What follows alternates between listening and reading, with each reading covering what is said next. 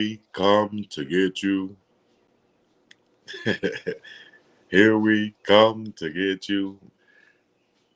Here we come to get you. I don't know if that theme song gonna stick around for this year, but we're back with another premium primetime Buff Talk on BuffTime podcast with myself, BiggDogg Chico, and one and only Brian Howell coming to me live from Boulder, Colorado.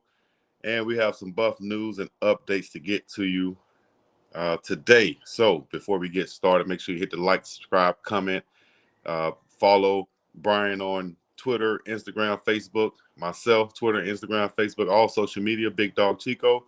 And you should get the best of the best with the best, talking about Coach Prime and Colorado. So as we jump into this thing right quick, I think Brian is coming on in a second, and I'll be live right now until my dog comes on. And we're going to talk about some of these things that's going on in the news that's obviously in the news and taking over the sports world today, so to speak. And that is the Colorado Buffaloes, as I'm on here with my hoodie on. Yep. The Colorado Buffaloes and Coach Prime and all of the movements that's been going on with the transfer portal. And, of course, Coach Prime been dabbed as the king of the portal, and it is portal season right now. I call it Portal Prime, and that's what the season that we're in right now with Colorado football, with the guys who are coming in who are rumored to be visiting today after we just got a commitment from UNLV tight end who's coming home. Charlie Williams will be joining the squad at the tight end position, which we need to go ahead and continue to bulk up after the loss of Shimon Maytair after just 10 practices, right? So shouts out to Recruits Colorado, shouts out to No Sco Zone, shouts out to CU Buffs football, and everybody online y'all follow for some more. We shall see. But first off, we have some guys coming in. I want to note this one guy because we will be talking about running backs in here in a second. Uh-oh. Now I can add my guy to the stage. All right, here we go. Brian, you back on. How you doing? Sorry about that. Yes, in sir. the car today, so we got the technical difficulties. But how you doing, Chico? I'm good. We switched it up a little bit. But what's going on? Yeah, we're not gonna make the in the car thing a routine. I mean, you did it last week, me this week, but you kind of do what you have to do some days. Exactly. It happens like that. With this technology stuff, with us not being in the same place, it's bound to happen. The important thing is we'll talk Buffs no matter where we're sitting, right?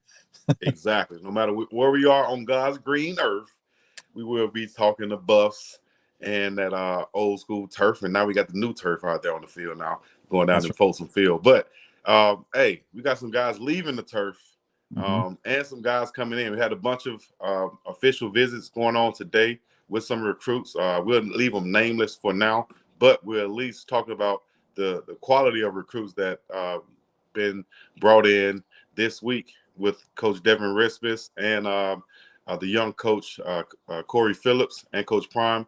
Can you talk about some of the guys that may be coming in the holes that we're looking to fill? Yeah, not going with names. I try not to get too excited about guys until they commit, just because we see so many guys come in sometimes. But clearly, what I liked about Coach Prime's presser this week is he, there's a lot of things, but he went through and said the specific positions, what they're looking for, right?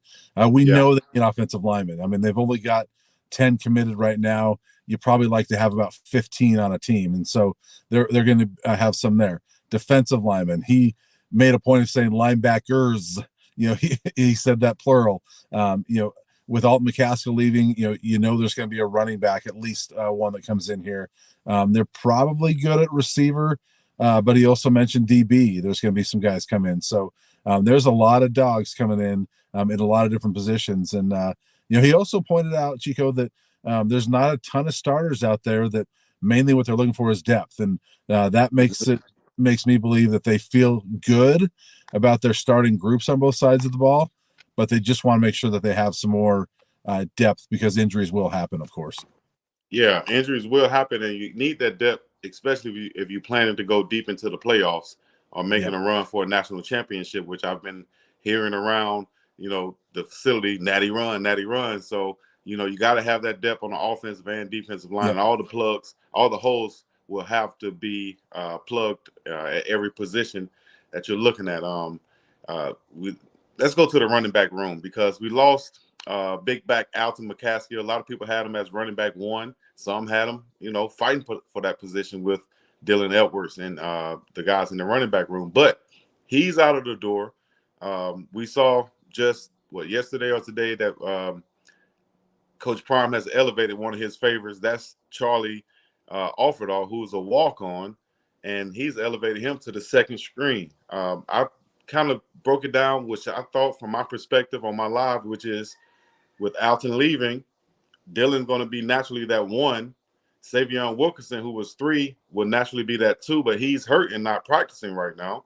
Right. Then you have the freshman Michael Welch, who's really been coming along. He could probably be moved up to that 3, but to show respect to what Charlie's been putting in for the last few seasons, and just being that consistent guy and being that model student athlete, just getting praised for having a 4.0. Oh, hey man, let's elevate Charlie right here. The freshman's still going to be the freshman, having to work. If he do his thing, he's going to, of course, get up there. But now you got Charlie reaping some of the good that he's been putting in by being the number 2 back right now on paper, until Coach Prime says something about it. What do you feel about the running back room and Charlie being elevated? Yeah, well, first off, I know you're a big fan of Alton McCaskill, and I was too, and so I know you and I were both surprised by him leaving.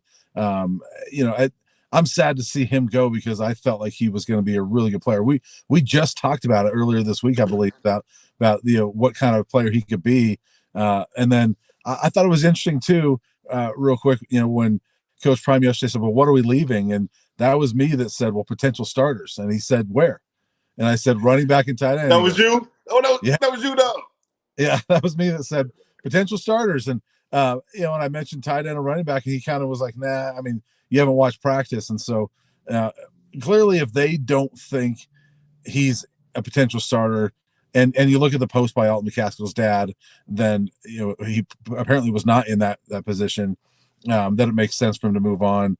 Alton's a pretty good player, but I guess they don't see him in that in the future here. So when you look at that, I do like the running back position still with Dylan Edwards, Michael Welch. I like Savion Wilkerson when he's healthy. And Charlie, I've told you before, I don't talk about him too much because he's a walk-on, and I really don't believe that they're going to give a ton of carries to a walk-on unless they have to, even though they like him. But it's hard to put him down, because every time he gets an opportunity, all he does is make plays. And I can't remember if it was last year with Coach Prime, but we used to call him Charlie Often Ball, because Often he would ball. Yes, indeed. Yeah, he'd get an opportunity, and he just goes and balls, and so him being second team right now is really good for him. I don't know if he'll be that when the season starts, because they're gonna add another running back or two, but if nothing else, if you're in that running back room and Charlie, there's a walk on ahead of you, that's got to motivate, Michael Welch or Dylan Edwards, and and you see Alton McCaskill go, that's got to motivate them as well. Yeah. Well, I'll push back on 2 things you said, if I can remember all of or 3 things. One of them is saying Charlie, they won't get carries to Charlie being that he's a walk-on. What if that changes before the season and he gets a scholarship based off of what he's been doing? And would that change your mind then? And then secondly, excuse me, Ultimate Caskill came out and basically cut any type of ties or denounced the post that was made by his father, saying that he had nothing to do with that personally. Mm-hmm. That was his dad making his own post, independent of himself. That post has now been deleted, or since been deleted. And Alton basically said, "Hey, that was him making that post. It does not reflect myself, my character, or my thoughts." So I think we should take that as that. And then thirdly, the running back room. Yes, I think we'll add another guy, and that may change the status of what Charlie is right now, being that second team guy. That may change the status with Ohio State running back coming in to visit, and a couple of other guys there. that we're kind of circling around. So we'll see how that plays out. But I like the gesture that Coach Prime is doing, and is not giving anything to Charlie, but more or less what Charlie has earned, I think. So Yeah, good thing to see that. And those are good points. And I will say, yes, if Charlie earns that scholarship, I think that totally changes my perception of him, because that would mean that they see him as a guy that can contribute, because I don't think they're going to give a scholarship to a guy they don't think can contribute, right? And so I think if he does earn that scholarship, but I also think, I know Charlie a little bit, that scholarship or not, he's going to play the same way. And if he gets the opportunity, I think he can excel, and he can get some yards and some carries. For the CU fans that weren't watching 2 years ago when they were terrible, Charlie got to play a little bit, and he had a couple nice games, and he would have some nice runs out there, even on a terrible team. And so, scholarship or not, if he gets the opportunity, he'll do well with it. Yeah, I agree with that. I agree. So Coach Prime said he wanted to add offensive linemen, wanted to add defensive linemen, and linebackers with an S. Any insight on that? Where do you think we should be going? Do we have the potential to even really fill those holes like that? Like, are those players out there in the portal to bring in to fill those holes? Yeah, the players are out there. The quality is what I would I don't know about question, but be curious about what they can get, because with so many linemen you've brought into this point, you have to wonder, linemen looking at it saying, am I going to get a chance to start, with all these guys coming in? Do they have to go get maybe younger guys that have redshirted or not played much of their previous school, like some of the guys they got last year, like a David Connor, who came in after redshirting his first year at Florida, who they really liked, when he came in last year. Do they have to get guys like that? Could they potentially go the JUCO route? They got a couple JUCO kids last year, and like Isaiah Jada, Kareem Harden, guys like that who played a little bit last year. Jada, we know, is back in the transfer portal, but those could be the types of guys they get. But there's players out there. I think there's talent out there, but I would still look at the group that's here being the starting five. And maybe you do land a starter, but I think that for the most part, the starters are probably here. Interesting. Okay, so who would be your starters and at what position off the top of your head, if you can bring it out?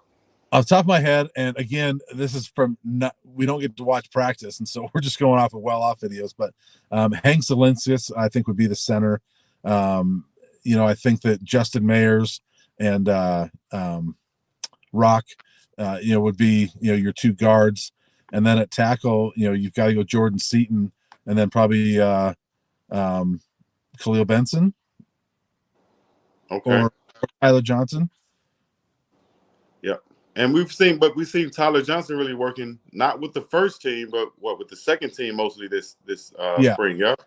Yeah. And he has been, but obviously there's an opportunity there if he can move forward, to maybe grab a spot there. But that's probably the group I would look at. Yakiri Walker, who came in from UConn, would be that other center candidate, but I would probably give the nod to Hank Zelinskas right now. That's who we've mostly seen with the first team, it seems like, on the well-off videos. And I would think on the offensive line still, the positions that we probably would need to add more depth would be where I would say probably at that tackle spot. Yeah. Mm-hmm. I would agree. Yeah. I think they got some good guards, and they got some depth there. Because like a Kareem Harden is still here, and I like him more. He's probably more of a guard than a tackle, but you probably want to get another tackle or two. Okay. All right. And he mentioned the linebackers, and we've been seeing, of course, the returners, Trevor Woods and Levante Bentley, still working as the ones, respectfully together. What about the guys like Wester and JB and other guys back there? Do they have a chance to crack that starting spot, or do the seniors have it on lock?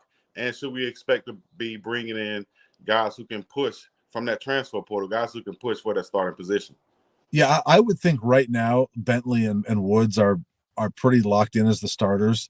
I would think that Wester and Jeremiah Brown and guys like that can be good backups, but I don't see them pushing those other two for the starting role. I could see them finding someone in the portal that could push for a starting role, though, and maybe you can find a linebacker who wants that change of scenery, that comes in and pushes for a starting job. If you can find, a Jawan Mitchell type that can actually help you and stay off the phone in pregame, things like that. That keeps himself on the field, and he was a good player, right? It's unfortunate it didn't work out better last season. But if you can find a guy like that, a guy that maybe just needs that second chance, I think they can find a guy. But I think right now, based on the guys that are here, I think it's Bentley and Woods. Bentley and Woods. All right, we got a few more minutes left in the show. We got about 200 people watching. I don't know if we have 200 likes. Y'all hit the like button. If you haven't already, share this thing. Get in the comment section because I will be reading some comments the last few minutes of the show.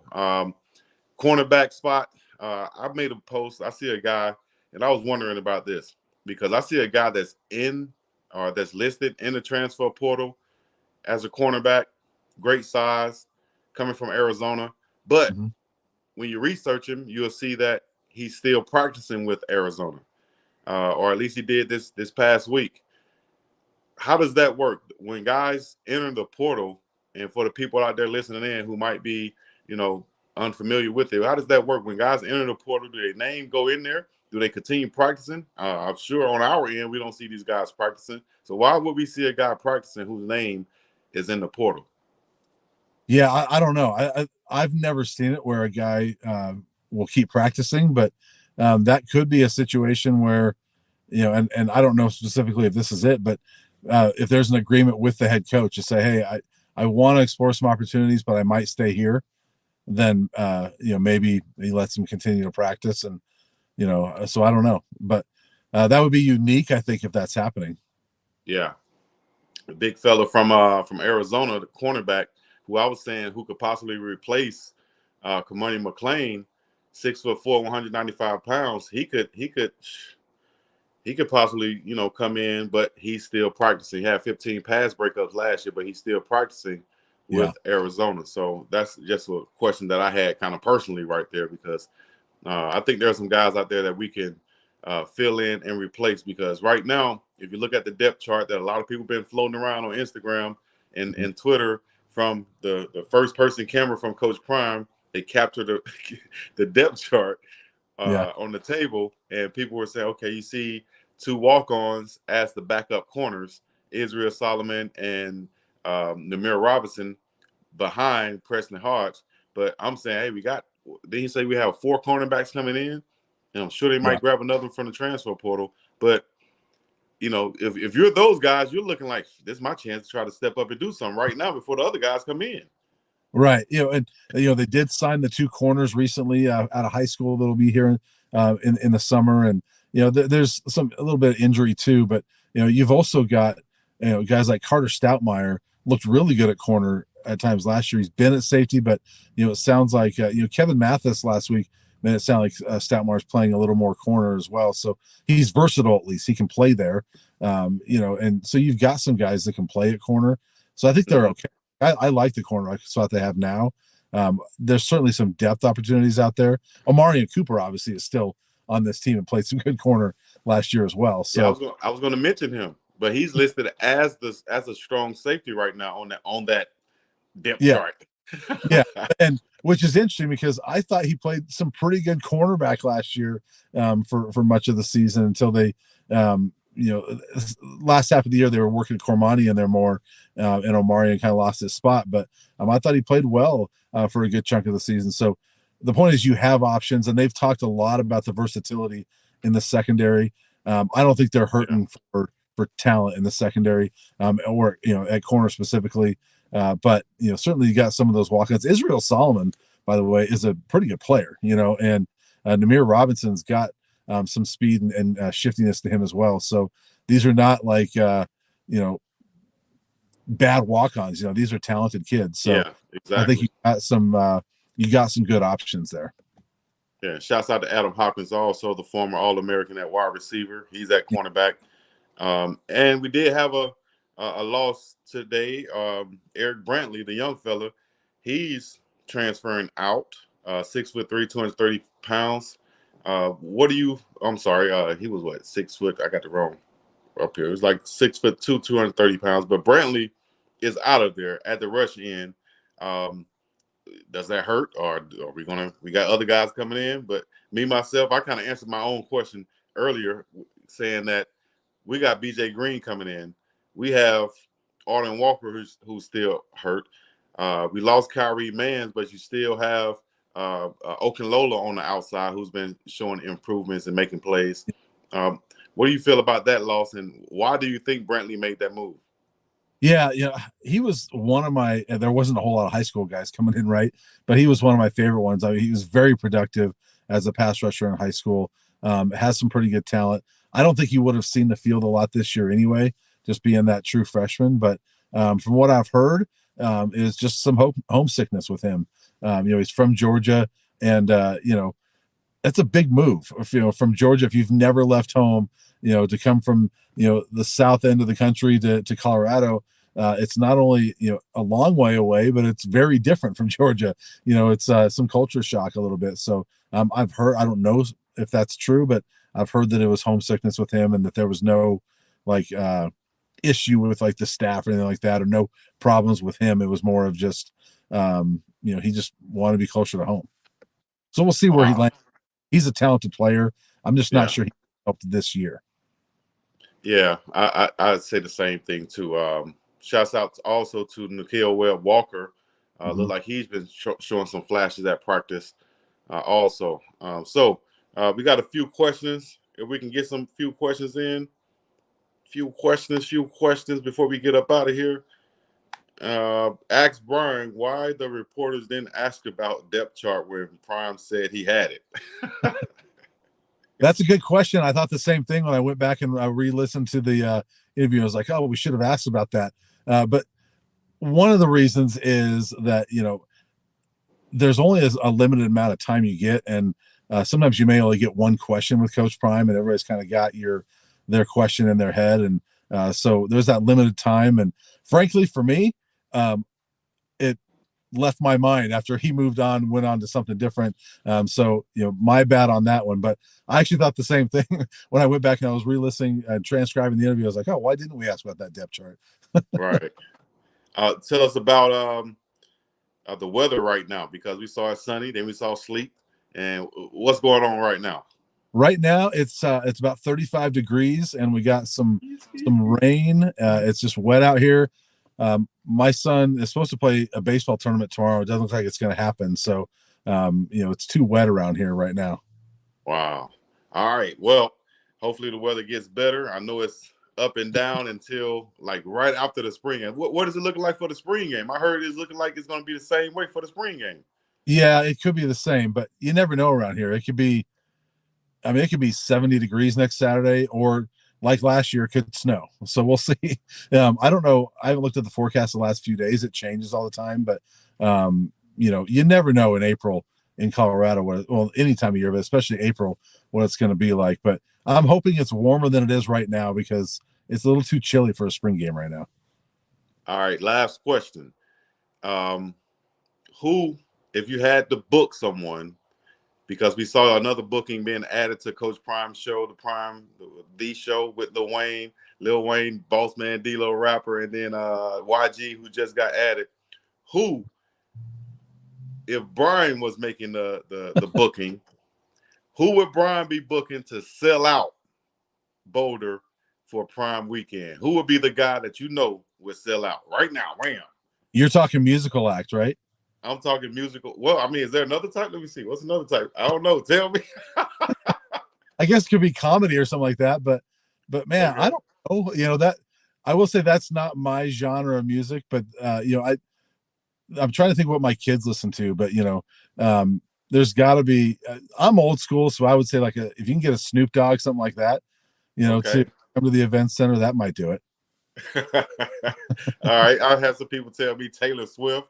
I had people say Post Malone. I think Post Malone. Yeah. I think both of those would sell out anywhere they go. Well, yeah, right? Taylor, of course, Taylor would sell out Mile High Stadium. So you certainly sell out Folsom Field. this thing, they still need to sell about 30,000 tickets for the spring game. If you announced that Taylor Swift was singing the national anthem, that would probably take care of it. Yes. Yes. So there it is, guys. We need to bring in Taylor or Post Malone to get this thing done. But I think eventually, might be a little bit slow right now, but eventually those ticket sales will pick up. And yeah, Coach, holla at Snoop Dogg. Get Snoop there in the dog pound. There's a lot of people that could probably bring out some tickets, but yeah, they will sell more. I do think if the forecast is good, if we get to like next Monday, Tuesday, and it looks like it's going to be 60, 70, I think we'll see some. I don't think this is going to be a sellout. I will say that, but to give perspective, the previous record attendance for a CU spring game was like 17,800, and so blew that away. They're already over 20,000 tickets this year, so this year is already going to be top two, and the other one was last year. So even if it's not a sellout, it's still unbelievable attendance. And that 17.8, by the way, was before they sold. Those were free tickets, and so even when it was free, you couldn't get even 18,000 people here as a max. And so even if it's 25,000 sold tickets, that's pretty impressive. Wow, 25,000 sold tickets. If we can do that, yes, get it done, and then and hopefully the weather will help improve that, because I know from doing events, the weather can really put a damper on some things. As far as having the masses come out.